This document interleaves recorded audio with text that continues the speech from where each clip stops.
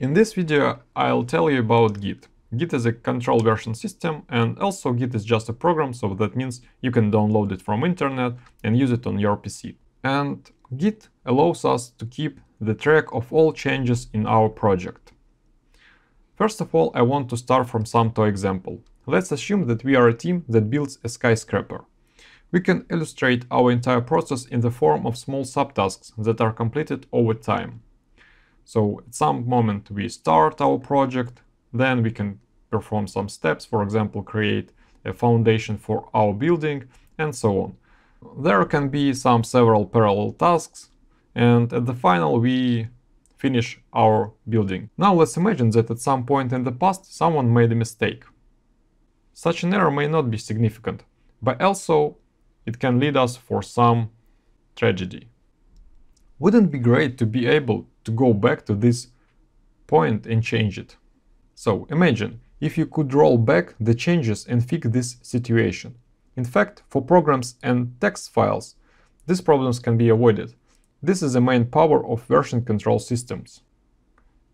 Now I'll show you the animation which describes the coolest feature of Git.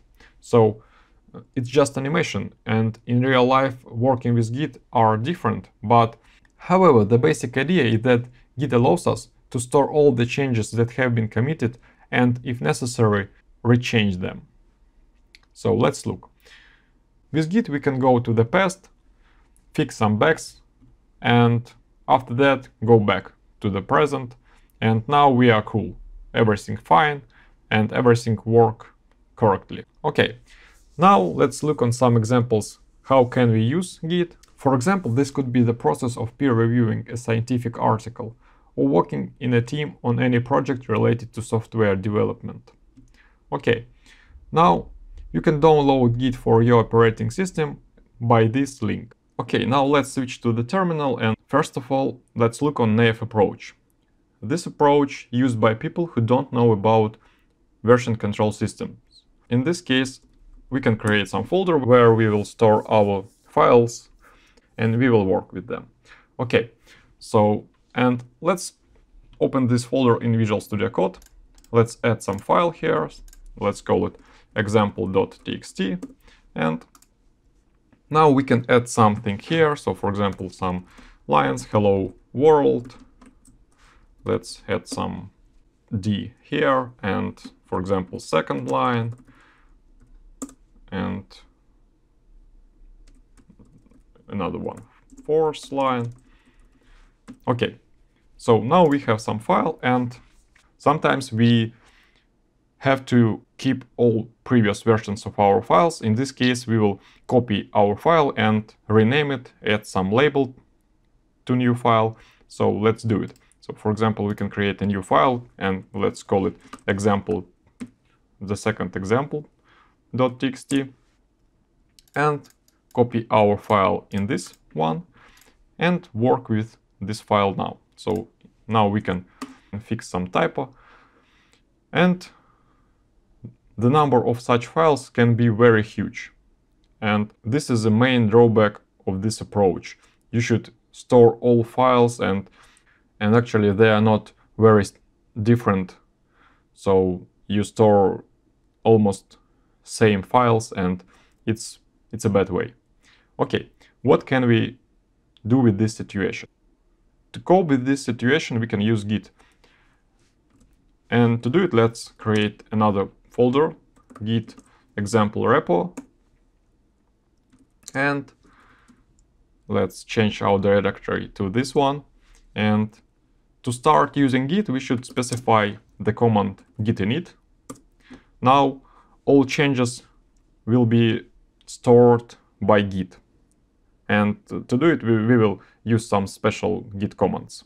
Okay, now we have another folder, so let's create a new file here. So for example, example.txt, the same one, and let's copy our file to this one. Let's switch to the terminal and let's look what happened.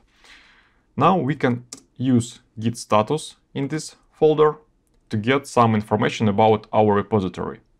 And now we can see that we are on some branch, we don't have any commits in this folder, and also we have some untracked files. And now we can add these files, and when we add them, we will keep the history of all changes which was performed on these files. To do it, we can use the command git add and specify the name of our file. Okay, now we have added some file to our repository, and we can use git status again.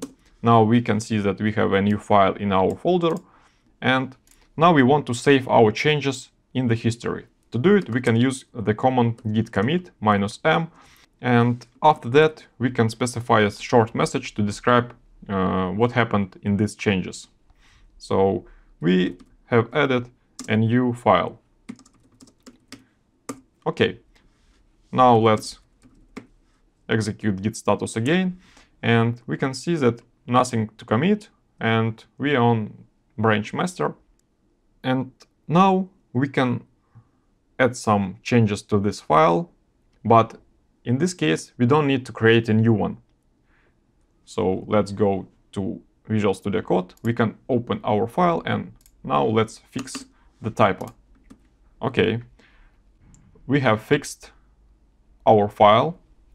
Now we can go back to the terminal and check our status. And we can see that we have modified some file. And also Git gives us a cool feature to check what exactly happened with this file. To do it, we can use the command git diff and specify the name of our file. Also, you can use git diff without specifying the names of files, and Git will show all differences between all files in your folder, in your repository. So let's execute this command, and we can see that previously we had the line hello world with multiple D, and now we have a new one, and new one is hello world with one D in the tail.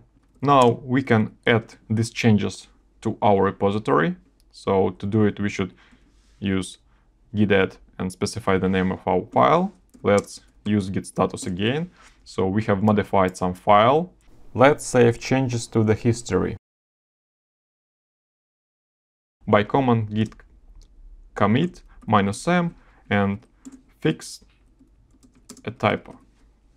Now I want to show you the one of the most important feature in the Git, and this is the way to get the access to the whole history of our changes. So to check our history, we can use the command git log, and git return us some output. So here we have our commits with some hash. So each commit has a hash unique, and there is information about author, the date. And now let's try to get our previous state. To do it, let's use such command, and command is git checkout. And now our task is to specify the state on which we want to switch. To switch on this commit, our task is to specify the head of our hash. So git checkout 80b6, and now now we changed our state. So to verify that we have changed our state to the previous one, let's look what in our file now. So we can do it by command cat and specify the name of our file. And here we have our typo. So that means that we changed our state. Now let's go back. Actually, Git has different ways to switch between states. For example, you can use the name of your branch, but so it's not very important for us right now, but you can go back by this command. Okay, now let's verify what in our file. Now we haven't this typo. Okay, so it's very quick, very fast. We can switch between states, and it's very cool. Actually, we can add multiple files to our Git repository. So let's create some files. Touch file 2.txt. Let's add one line here. I am the second file in the repo. And let's create another one, file 3.txt. And I am the third file in the repo. Okay, to add these files to tracking, we use git add and specify, we need to specify the names of files, but another way is to use a wildcard. So I'll use this one, and now our status has 2 new files, and now our task is to specify some message in history. So added 2 files to the repo. And let's check the log. So here we have a new one, commit, and it's very cool. Now let's imagine that you are not working alone on your project. In this case, it's not very useful to keep only local repository and share it with your friends or something like that. In this case, it's useful to create one remote repository and share this remote repository with each person in your team. To do it, we will use the GitHub. So GitHub allows us to create new remote repositories. In this case, we have one. So also to create a new one, you can use this button, new repository, specify the name, specify, for example, the description of your repository. But now we will work with this one. So to get the local copy of this repository, we can use this button, and I'll use SSH to get the copy of my repository. You can use HTTPS, for example. Okay, and our task is to copy this link. And now to get the local copy of our remote repository, we use the command git clone and specify our remote repository. Let's execute this command, and now we have a new folder, and this folder corresponds to our remote repository. Let's switch to this folder and let's check the log. So here is the log for our remote repository, and the main difference between local repositories and remote that our task is to keep them in synchronization. So to synchronize your local repository from the remote one, you can use the command git pull. And if you want to upload your local files to the remote repository, in this case, you can use the git pull command. So let's look on them. First of all, let's open our file in VS Code. Here is our directory, and here is our file. So let's open it, and now let's change something in this file.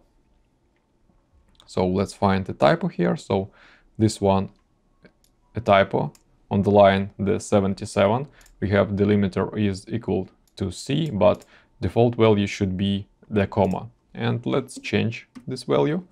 Okay, so now we have changed something. Let's go back to the terminal and let's check our status, and we have modified our file. Now, as a previous, we add these changes to our history by using command git add. And now we should specify the commit and fixed a typo is our commit. And now we want to update our files in remote repository. So first of all, let's look that we haven't fixed it right now. So it's our repository. Let's open this file, and here is our typo.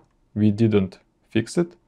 So to fix it in remote repository, we should use the command git push. Okay, so we have pushed, and now let's refresh our page, and now our file have been changed. Yeah, and also we can check our commits for this directory, for this repository. So here is the message that we have updated some commit to our repository a minute ago. Let's check it, and here we have our changes. To update our local repository, as I said, we should use the git pull. Okay, now let's make some changes in the repository, and to do it we will use the GitHub. So I'm not going to do it in my local PC, I mean in the terminal. So I'll do it in the GitHub. So let's open this file and let's some changes, and let's add the new line at the end of our file, and line is finish. Now we should specify our commit and add some line to the task description file and commit changes. Okay, now our file contains some line here. Let's go back to our local repository, git status. So we don't see anything, and let's look on our file. So our file doesn't have this line, and now we can use the command git pull to update these changes from remote repository. So git pull. We updated our repository from the remote one, and now we have the line finish in our file. So let's remove it, let's save it, and so on. So we can work in this way with Git. And at the final, I want to show you about the forking and about the pull request. So to fork, we will use the mnemosine repository. So this is app for flashcards, and you can use these flashcards for memorize something. So let's create a fork. Fork is just a copy that you can copy some repository to your account. So let's create a fork. So now we should specify where we want to keep our fork. I want to keep it in my account, and it takes some time. And now I have the mnemosine forked version in my list of repositories, so we can check it. So here's my list of my repositories, and here is a forked version for mnemosine. I can open this repository, and now I can clone it. So let's clone it. Git clone. Okay, it takes some time. And now we can go to this repository. For example, create some files. Touch example.txt. Let's add this file.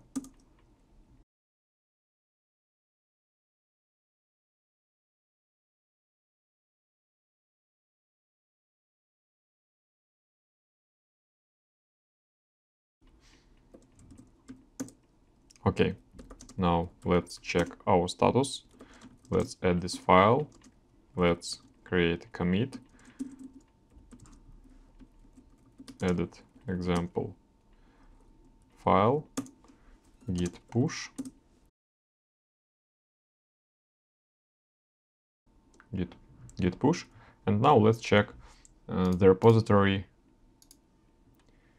in our repository list, so mnemosine. And also let's open the original repository. So the first one is mine, I mean it's just a copy, and here we have a file example.txt.